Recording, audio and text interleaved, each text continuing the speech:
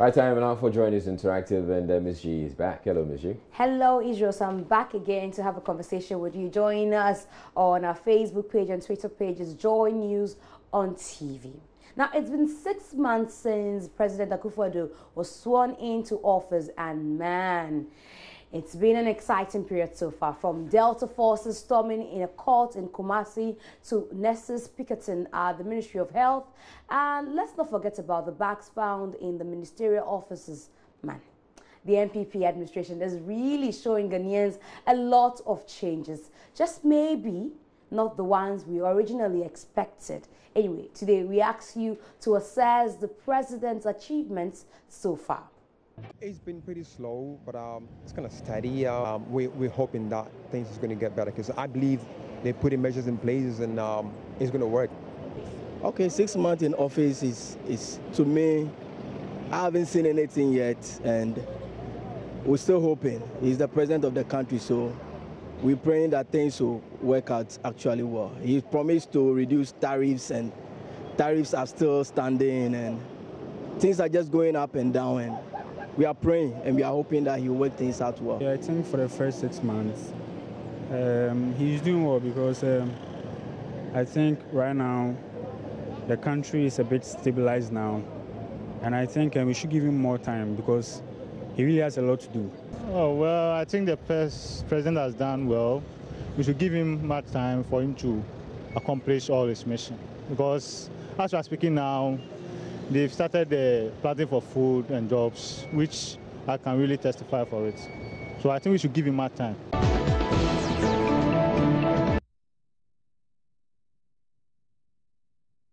And all that, Israel, what are people saying on social media? All right, let's get on to Facebook now, and we'll put this question. President Akufo-Addo will be engaging the media as part of measures to mark his government 6 months in office at 12:30 p.m. tomorrow.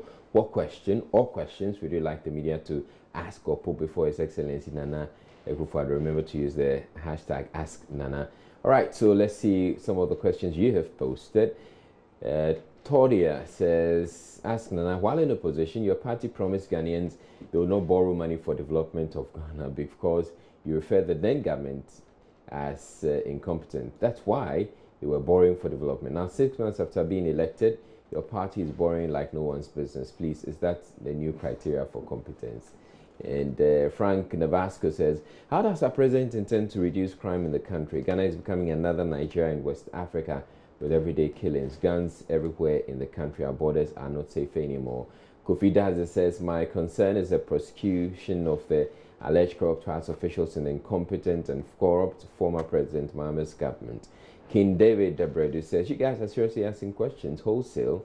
You know, Joy News will never do anything to undermine the current government. Joy News have their own questions promoting Nana and his party. All right, so at this point, this is a useful exercise, let me point it out to you, because as we've shared the questions here, we may not be able to ask all or a lot of the questions here, but we would make sure that the people who matter get to see these questions. And Victor says, please ask him for me when the Keita Harbour is going to be built. And secondly, he should tell us about his white towel that he has been placing anytime he wears his coat. Okay? All right, to that, he's already answered. There's an interview Kojo Yansing had with him, so we can make that interview available to you. Look out for that interview, and that should answer it. Okay, Musa says, Mr. President, some people are saying that your government gave orders for the third-class construction of the Boku-Bolgatanga Road instead of the already planned asphalted road by the Mahama government. What is your response, Mr. President?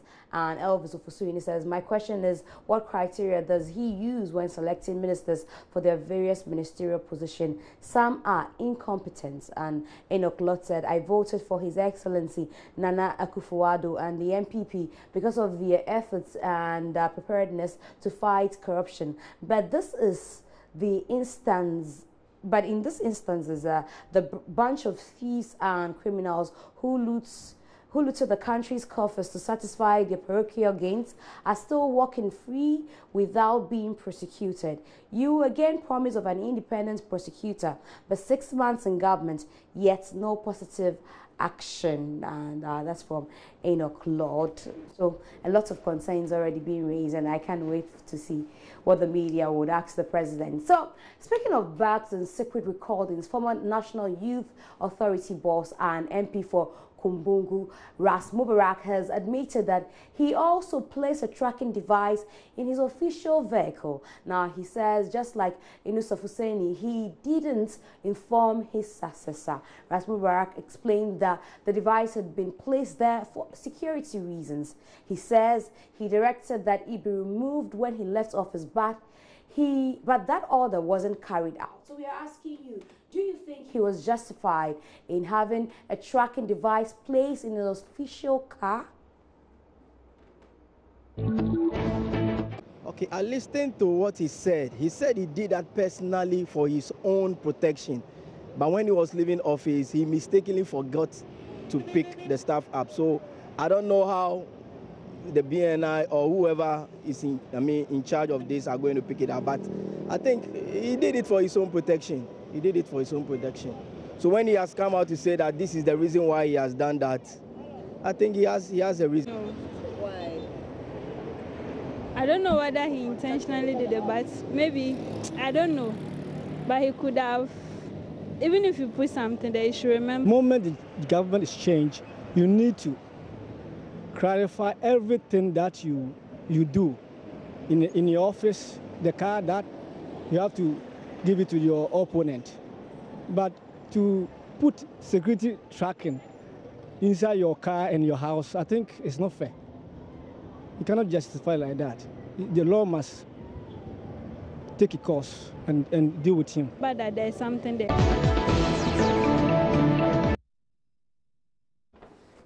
All right, Israel, let's see what people are saying on social media. So on Facebook, Devon says, NDC and the nefarious and backward behavior never ceases to amaze me.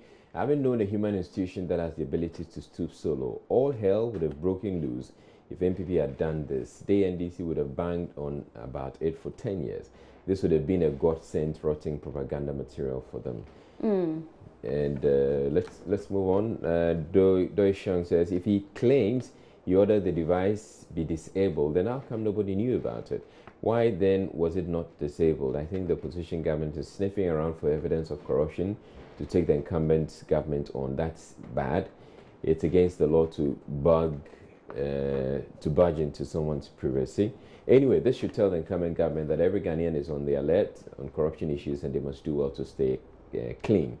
Michelle says he did so he could implicate the man who took over his office. Why would you do this if you think you're doing the right thing? Nothing will be done to him because we live in a country where the laws of the land only applies to the less privileged.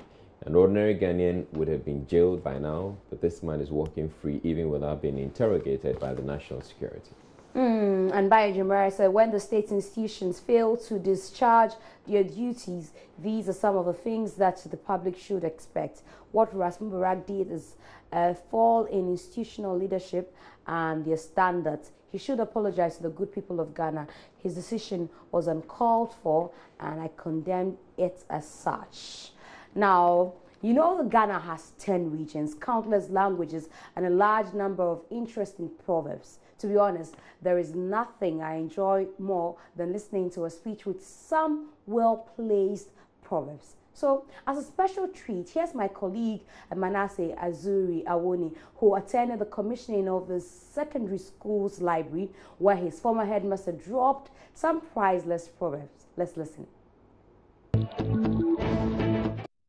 Musa Yamba, popularly known as Igwe by his students, is the former headmaster of Kajebi Asato Senior High School, Karachi Senior High School, and now principal of the Dambai College of Education. In advising all students to take foremost interest in their schools, he summed it up with yet another proverb. In the treatment of the dog, it is the owner that holds the head. Did you know that the ant has sex organs or private parts? Well, hear him. As the ant says, that no matter how small his private part, at least the husband knows where it is.